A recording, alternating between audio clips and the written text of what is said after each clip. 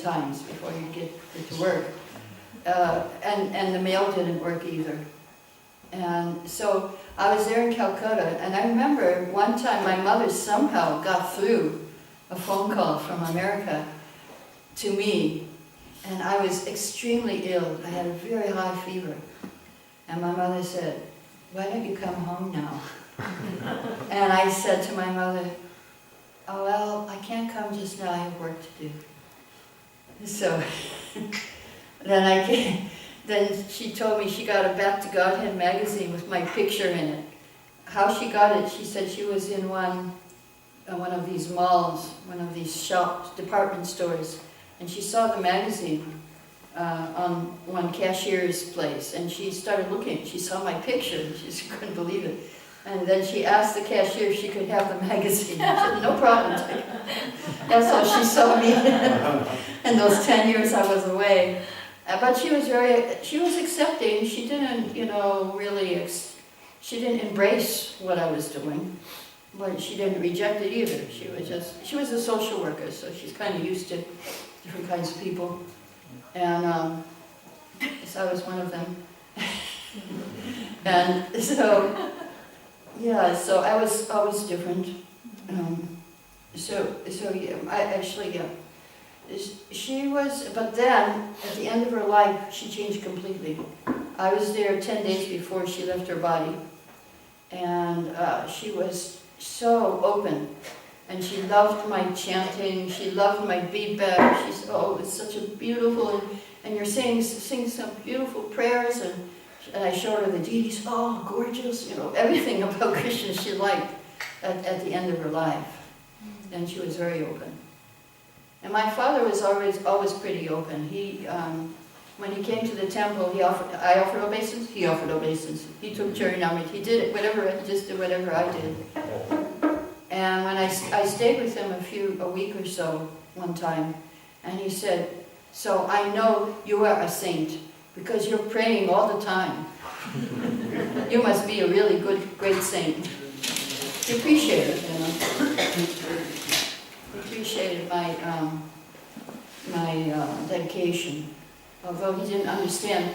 And he also, at the end, when I visited my mother, I told him, "Oh, today's a special day. It's Radharani's birthday." He said, "So what shall we do?" So I gave him some beads. I said, "Well, it's good if you can chant on these beads today for her." He did it. Chanted one round. Hare Krishna. So yeah, he was more open than my mother, and he was more simple. My mother was like a GBC type secretary for the church for all of America. So she was more involved in some kind of management of the church. But then she retired when she was older. But I saw she was reading books by Thomas Merton, who is also one of our favorable admirers.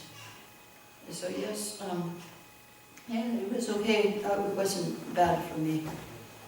But I couldn't know, because I was away for 10 years before I went back. And I just went back. I went back for a year, and then I went back to India. And so in that 1 year they visited me. And now my sister seems to be showing an interest. Not Krishna consciousness, but yoga. So that's, something. Kirtan will be there.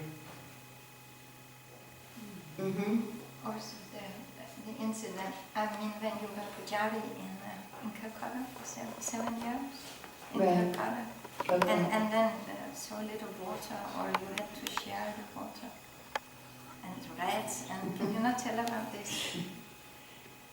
Well, okay, a little bit. In Calcutta there was no water. I mean, I like Calcutta better than Bombay, because in Bombay we were on the roof. But when I went to Calcutta, at least I had a roof over my head, and I was happy about that.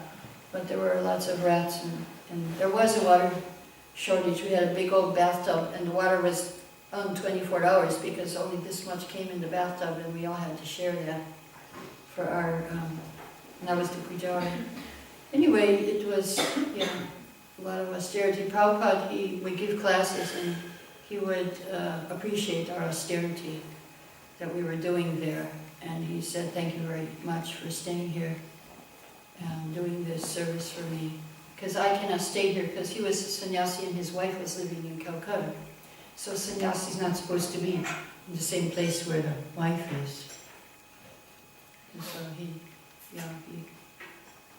And then some gentlemen came with flowers, everything? Yeah, we had 50 garlands donated every day for 2 altars, Gaur Radha Govinda and Jagannath, 50 garlands. So I used to change the flowers 5 times a day. Well, that's opulence. Here you change them once a week, I guess. Twice a week? Okay. Okay, it has improved since last year. Yeah, we had 144. Besides the garlands, we had lotus flowers, big ones, 144 every day, and roses and gardenias, so many flowers. Spiritual world. People were asking me, "How can you stay in Calcutta?" I said, "I'm not in Calcutta. I'm with Radha Govinda." So Prabhupada, he gave us that spirit, that adventurous spirit. Any other questions? Comments? What do you think we can read about the achievements in the next 50 years? Well, the question was, what do you think we can read about in the achievements for the next 50 years? Well, one achievement will be the Temple of the Vedic Planetarium in Mayapur finally will be built, and thousands and millions of people will come to visit it from all over the world. There will probably be an airport over there in Mayapur where you can fly in. You don't have to go to Calcutta anymore on those terrible roads. They say there's going to be a straight road right to the temple from Calcutta.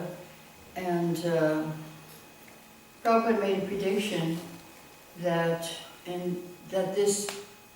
it will go down in history that this movement, this ISKCON, will save the world in its darkest hour. So it looks like the darkest hour is coming pretty fast. It's already maybe here. It's dark. It's not darkest yet.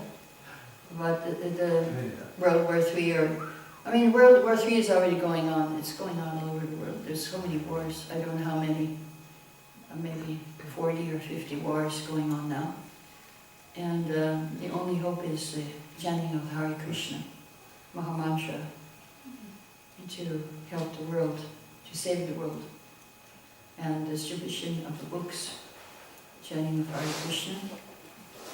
And I believe that this will happen in the next 50 years.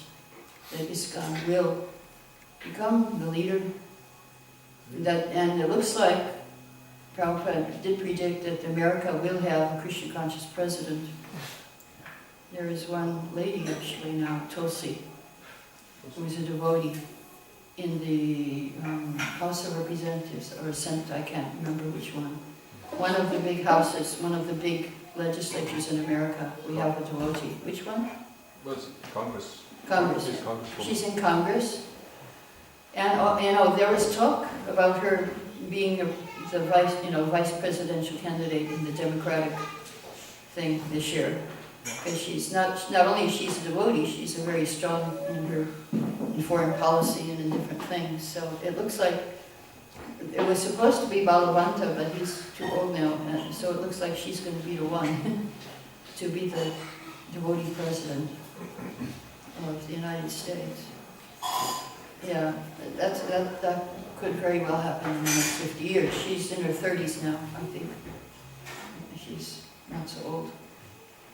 That could happen. We could see now we're seeing first vegetarian countries, not countries, but vegetarian cities are coming up now. In India and also in Italy, it looks like there's going to be a vegetarian city.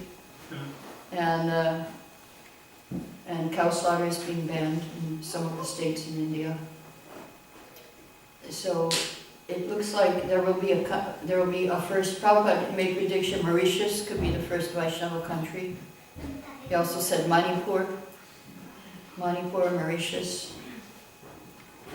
So these things can happen in the next 50 years, that we could have a Vaishnava country, we could have a Vaishnava president of the United States, with the Temple of the Vedic Planetarium. We could save the world from its darkest hour, save it from World War III. It's quite possible.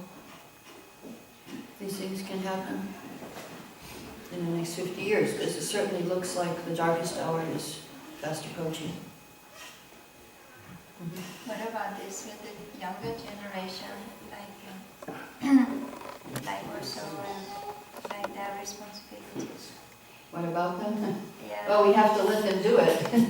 Thing is, I think the old ones have to give the younger generation the responsibilities. Like we got it when we were 17, 18, 20 years old. We were starting the movement, 22. I think the average age of the devotees when we joined was 18 to 22. And we were just leaving everything, starting a temple in some unknown city. And so we need to give the responsibility to the younger generation and let go of it. Let them become the leaders and hand it over to them. That's really important. Any other questions?